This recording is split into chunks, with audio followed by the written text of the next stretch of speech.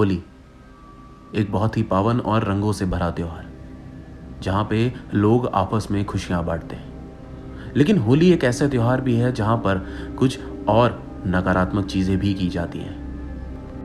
दोस्तों, ये माना जाता है कि होली के त्योहार पर कई बार काफ़ी सारे लोग नकारात्मक चीज़ें करते हैं। जैसे ये देखा गया है कि यही त्योहार एक ऐसा त्योहार होता है जिस समय भूत प्रेत, जादू टोना, इन सब चीज़ों का प्रभाव बहुत ज़्यादा बढ़ जाता है।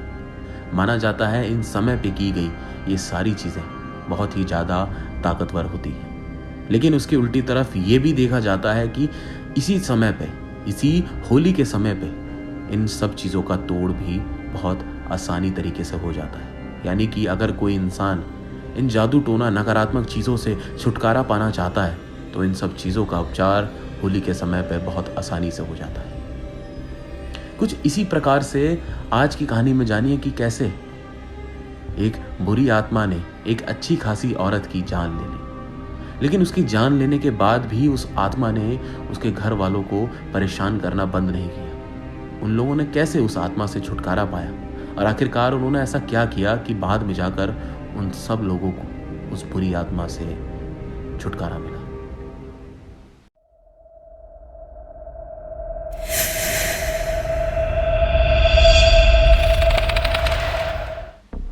दोस्तों, मेरा नाम पुष्पक है और आज मैं आपको जो किस्सा बताने जा रहा हूं ये घटा था मेरी बुआ के साथ में। तब मेरी उम्र बहुत छोटी थी और वो साल था 1998 का। ये किस्सा बताने से पहले मैं आप लोगों को अपनी बुआ के बारे में बताना चाहता हूँ। मेरी बुआ एक ऐसी औरत थी जो हर आम आदमी से अलग थी। दरअसल बचपन से ही उनके साथ कुछ अलग सी चीज़ें होने लगी थी। बताया जाता था कि जब उनकी उम्र 5 थी तभी से उनको कुछ ऐसी चीज़ें दिखाई देती थी जो आम इंसान नहीं देख सकता। वो कई बार इस चीज़ों का दावा करती थी कि उनको ऐसे लोग दिखाई देते हैं जिनके शरीर कटे हुए होते हैं, उनके शरीर पर जख्म होते हैं, कहीं से खून बह रहा होता तो कहीं से उनका कोई शरीर का हिस्सा ही नहीं होता। वो ये सारे लोगों को देखने का दावा करती थी, लेकिन शुरुआती समय में लोग कहते थे कि ऐसा कुछ नहीं है। लेकिन जैसे जैसे समय बीत रहा था लोगों को इन सब चीज़ों पे यकीन हो रहा था। यानी कि मेरी बुआ को बचपन से ही मरे हुए लोगों की आत्माएं दिखती थी। इन सब चीज़ों का दावा तो एक दिन तब हुआ जब मेरी बुआ किसी रिश्तेदार के यहाँ गई हुई थी, जहाँ पर कुछ दिन पहले ही किसी आदमी की मृत्यु हो गई थी। जब मेरी बुआ वहाँ पे गई थी तो उन्हें उस मरे हुए आदमी की आत्मा दिख रही थी। मेरी बुआ बार बार उनको बता रही थी कि यहाँ पे एक आदमी दिख रहा है, लेकिन वो लोग उनकी बातों पर यकीन नहीं कर रहे थे। और बाद में उन्हें इस चीज़ों का पता तब चला जब बुआ ने बोला कि वो आदमी वहाँ पे खड़ा उस चीज़ से खेल रहा है। और बाद में जब वो चीज़ नीचे ज़मीन पे गिर गई तो उन लोगों को यकीन हुआ कि हाँ, ये कुछ ना कुछ तो कह रही थी जो सच है। लेकिन बाद में जाके इन सब चीज़ों की पुष्टि तब हो गई जब एक बड़े ही प्रसिद्ध बाबा उन्होंने इस चीज़ों के बारे में बताया। उन्होंने बोला कि ये लड़की कोई आम लड़की नहीं है। यकीनन इस लड़की को मरे हुए लोगों की आत्माएं दिखती हैं और ये कोई आम बात नहीं है। ये काफ़ी सारे लोगों में से बहुत ही कम लोगों को ऐसा वरदान मिलता है। उन बाबा के बताए जाने के बाद लोगों को यकीन हो गया था कि हाँ, बुआ जी को मरे हुए लोगों की आत्माएं दिखती हैं। लेकिन वो आत्माएं कभी भी बुआ जी को नुकसान नहीं पहुंचाती थी। बुआ जी इन्हीं सब चीज़ों से पली बढ़ी और बाद में जब उनकी उम्र 20 साल की हो गई तो उन्होंने फैसला किया था कि वो इन शक्तियों का गलत इस्तेमाल ना करके बल्कि लोगों की भलाई का इस्तेमाल करेंगी। उन्होंने बाद में फैसला किया कि वो उन सब चीज़ों की पढ़ाई करेंगी जिससे वो लोगों की मदद कर सकें। उन्होंने काफ़ी सारी चीज़ों की पढ़ाई करी जिससे वो लोगों को उनकी बुरी आत्माएं, भूत प्रेत से छुटकारा दिला सकें।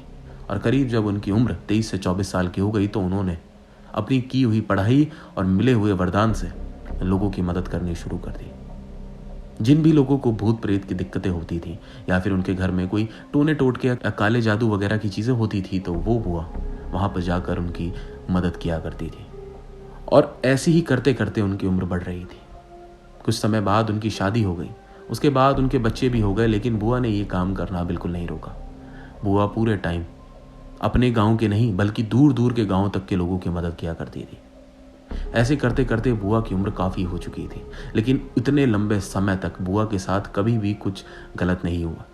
या कहें कि जैसे वो कभी कोई क्रियाएं कर रही हैं, लोगों को नकारात्मक चीज़ों से छुटकारा दिला रही हैं, लेकिन उसका गलत प्रभाव कभी भी बुआ के ऊपर नहीं पड़ा। वो हमेशा ठीक रहती थी। लेकिन दोस्तों जब उनकी उम्र 65 थी तब बुआ के साथ पहली बार कुछ अलग हुआ। दरअसल दोस्तों हुआ क्या था, मेरे को अब भी याद है कि एक दूर गांव से एक आदमी बुआ से मिलने के लिए आया था। वो बहुत परेशान था। वो बुआ से मिला तो उसने बोला कि दीदी आप मेरी घरवाली की जान बचा लीजिए, वो बहुत मुसीबत में है।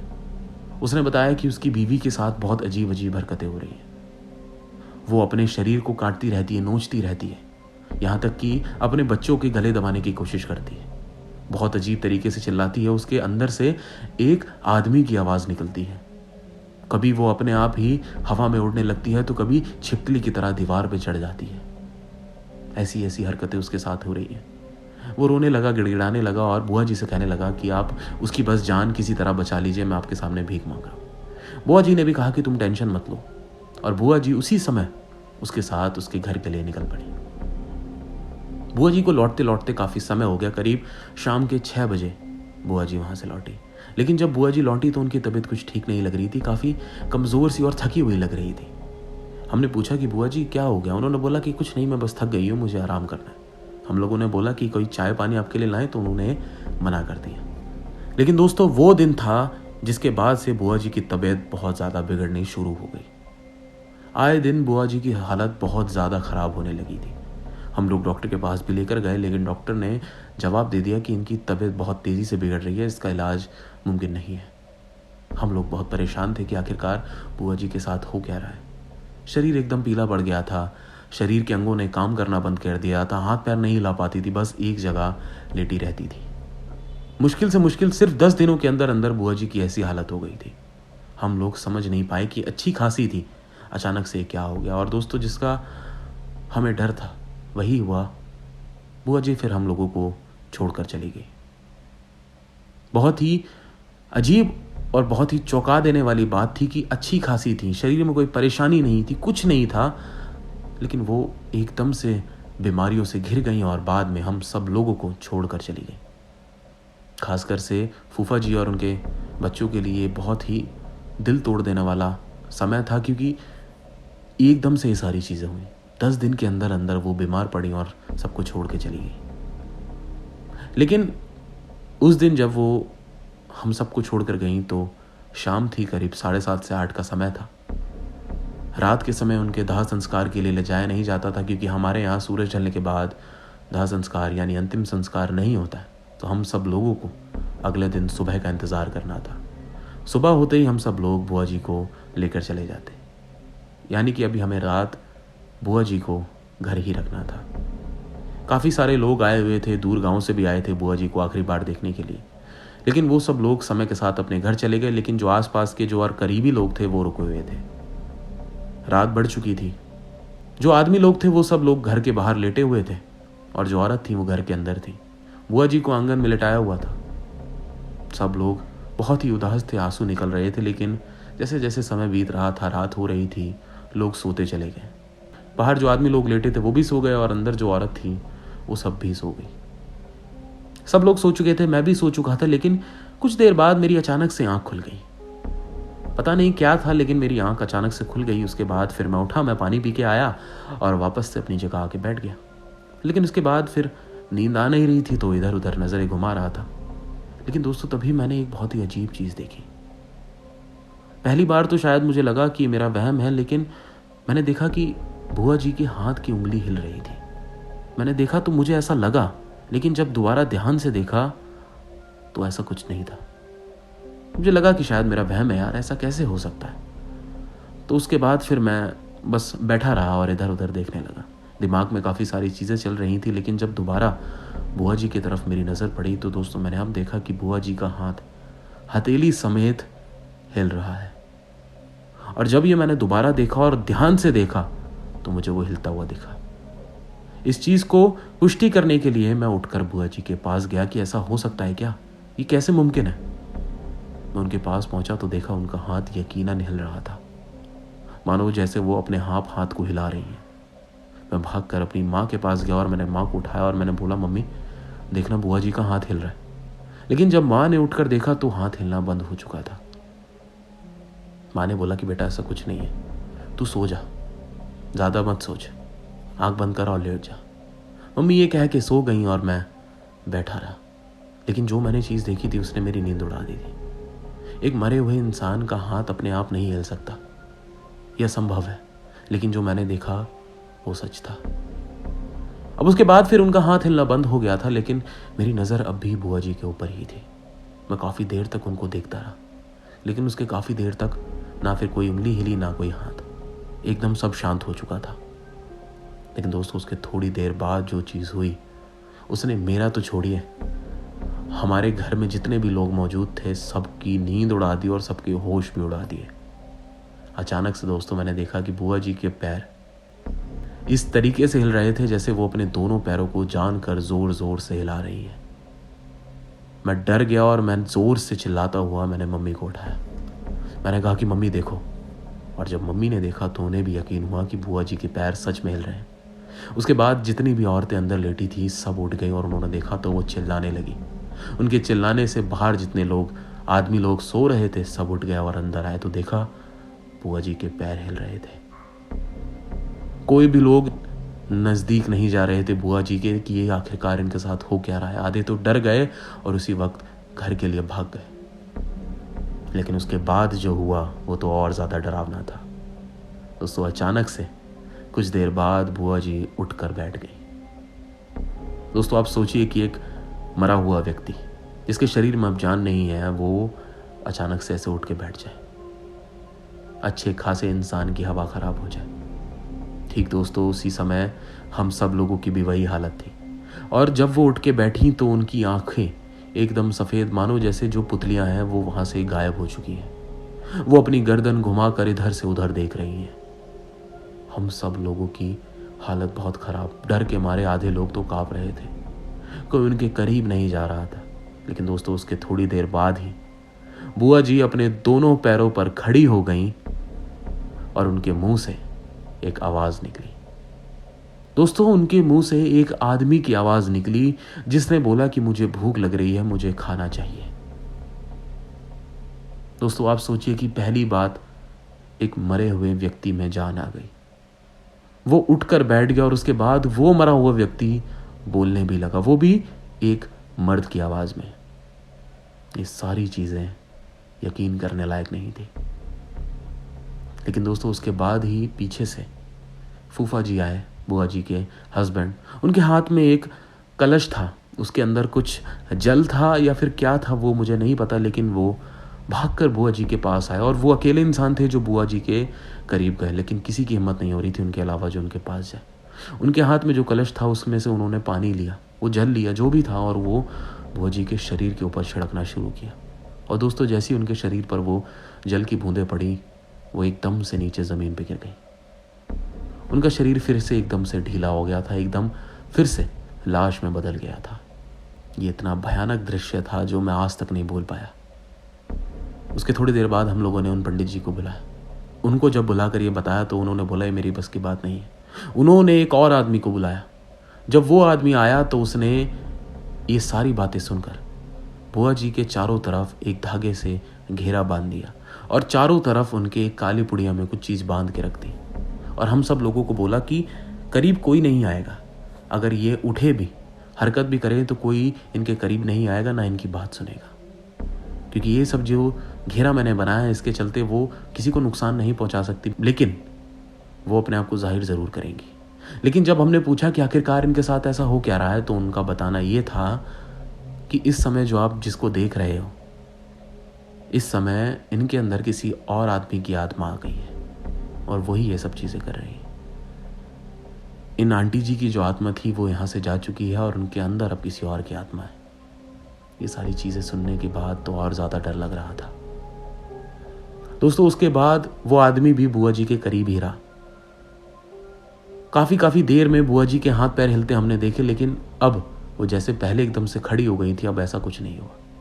उसके बाद हम सब लोगों ने सुबह का इंतज़ार किया और सुबह होते ही, सूरज के निकलते ही हम सब लोग बुआ को उनके अंतिम संस्कार, दाह संस्कार के लिए लेकर गए। हमने वहाँ पे पूरे रीति रिवाज से उनका अंतिम संस्कार किया और घर आ गए। लेकिन अंतिम संस्कार करते वक्त भी सब लोगों के दिमाग में वो बातें चल रही थी जो रात में उन सब लोगों ने देखी थी। उसके बाद जब हम सब लोग अंतिम संस्कार करके घर आए तो वो आदमी जो रात में आया था, जिसने बुआ जी को थोड़ा संभाल लिया था, उस आदमी ने बोला कि देखिए, हो सकता है आने वाले दिन में कुछ चीज़ें ऐसी हों जो आपको डराएं धमकाएं। यानी कि हो सकता है आपको कुछ अजीब चीज़ें घर में दिखाई दें, कुछ अजीब आवाज़ें आएँ, लेकिन आपको डरना नहीं है। आपको कभी भी एक ऐसा कुछ महसूस हो तो आप मुझे तुरंत बताएंगे। और वो ये कहकर वहाँ से चला गया। दोस्तों, उसके बाद कुछ दिन तक तो ऐसा कुछ नहीं हुआ, लेकिन मुझे याद है एक शाम जब सारे लोग बैठे कुछ बातें कर रहे थे तो अंदर वाले कमरे से हम लोगों को एक इंसान की आवाज़ सुनाई दी, एक आदमी की। और ये वही आदमी की आवाज़ थी जो बुआ के मुंह से उस दिन निकल रही थी। वो अंदर कमरे में चिल्ला रहा था और बहुत ज़ोर ज़ोर से कुछ बोल रहा था। हम सब लोग जब अंदर देखने गए तो अंदर कोई नहीं था, लेकिन एक आदमी की आवाज़ हम लोग साफ सुन रहे थे। और हम लोगों के सामने ही देखते देखते घर में रखे हुए सारी चीज़ें उठाकर ज़मीन पर फेंकनी किसी ने शुरू कर दी। और वो चीज़ कौन थी वो हमें दिखाई नहीं दे रही थी। बर्तन, फ़ोटो रखी हुई, कुछ ज़रूरी चीज़ें हवा में उड़ाई जा रही थी, फेंकी जा रही थी। वो कमरा पूरा तहस नहस कर दिया गया था। जिसके बाद हम लोगों ने उस आदमी को दोबारा बुलाया और ये सारी चीज़ें बताई। उसने बोला कि जो 3 दिन बाद जो छोटी होली यानी कि होली का दहन आ रहा है, मैं उस दिन इसका इलाज करता हूँ। क्योंकि उस दिन कहा जाता है कि जितनी भी नकारात्मक चीज़ें होती हैं, जितने भी जादू टोने होते हैं, उनको बहुत ही सही तरीके से वश में किया जा सकता है, यानी उनका इलाज किया जा सकता है। तो ठीक हमें छोटी होली यानी होली का दहन वाले दिन का इंतज़ार करना था। और दोस्तों, वो दिन भी आया। वो आदमी अपने साथ एक आदमी को और लेकर आया और घर में जितने लोग थे उन सबको साथ में बैठाकर एक पूजा करनी शुरू करी। वो पूजा करीब 1.5 से 2 घंटे तक चली। और उसके बाद उसने हम सब लोगों को ये आश्वासन दिया कि अब आपके साथ कभी कुछ ऐसा नहीं होगा। उन्होंने बोला कि ये जो मैंने नारियल आप लोगों के सामने जलाया है, इसमें से जितना भी धुआं निकल रहा है, इस सारा धुआं अपने घर के चारों कोनों में फैला दीजिए। मैं वो लेकर गया और सारे कोनों में मैंने उस नारियल का धुआं फैला दिया। और उसके बाद उन्होंने बोला कि अब ऐसा आपके साथ कभी कुछ नहीं होगा। उन्होंने बताया कि उन आंटी जी के अंदर इस आत्मा का प्रवेश ऐसे नहीं हो सकता। या तो किसी ने उन आंटी जी के अंदर ये आत्मा भेजी है, या फिर ये आत्मा अपनी मर्जी से लाई गई है, क्योंकि ऐसे कभी भी किसी के अंदर आत्मा नहीं आती है।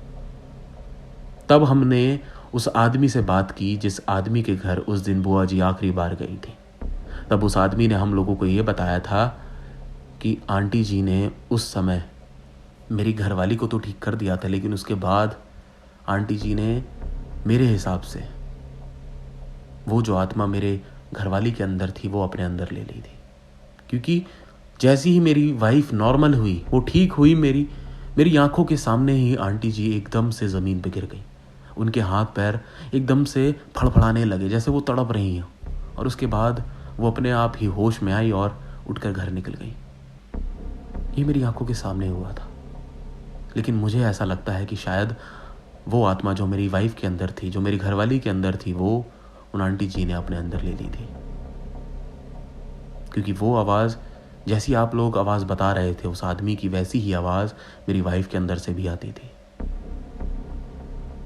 दोस्तों, इसके बाद फिर हमें वो आवाज़ घर में दोबारा कभी सुनाई नहीं दी गई। लेकिन हम लोगों को ये पता चल गया कि उस औरत की जान बचाने के लिए बुआ जी ने अपनी जान दांव पे लगा दी और उसके बाद वो हम सबको छोड़कर चली गई। लेकिन बुआ जी ने जितना भी जीवन जिया, सब लोगों की सेवा करते हुए जिया। उन्होंने कभी भी किसी के लिए गलत नहीं किया, अपने मन में कोई स्वार्थ नहीं रखा, और आखिरी समय में भी एक इंसान की जान बचाकर वो गई। दोस्तों, ये थी कहानी पुष्पक की। दोस्तों, मैं आप लोगों से पूछता हूँ, क्या आप लोगों के साथ भी होली के समय कोई ऐसी घटना घटी है? क्या आपके यहाँ भी होली के समय कुछ ऐसी क्रियाएं, कुछ ऐसी पूजा होती हैं जिन सब का ताल्लुक नकारात्मक चीज़ों से होता हो, भूत प्रेत या फिर जादू टोना से? कमेंट करके आप मुझे ज़रूर बताइएगा। और अगर आपको ये कहानी पसंद आई तो वीडियो को अपना एक लाइक ज़रूर दीजिएगा और चैनल को सब्सक्राइब भी ज़रूर से कर लीजिएगा, क्योंकि मैं ऐसी कहानी आप लोगों के लिए लेकर आता ही रहता हूँ। मिलूंगा आप सब लोगों से एक और नई बढ़िया और रोमांचक डरावनी कहानी के साथ। तब तक के लिए नमस्कार।